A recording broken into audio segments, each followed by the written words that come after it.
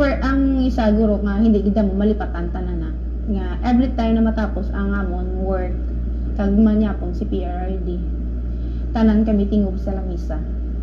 Hindi pwede na isa lang isa. Malacanang na. Sa balay niya lang sa buwas ang Malacanang. Wala man siya nag-start sa Malacanang eh. So sa buwas ang Malacanang, mayroon na siyang bahay pagbabago.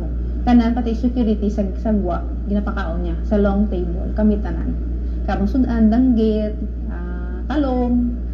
Tapos imagine mo si PRD po mukaon. Tapos gusto rin na itamo daya kung ano-ano.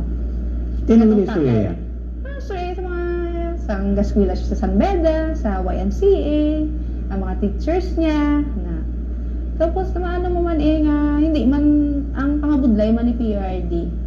Tapos ang mga advice niya ang dapat maskwila ka gid si PRD gabi siya ka importante siyang education.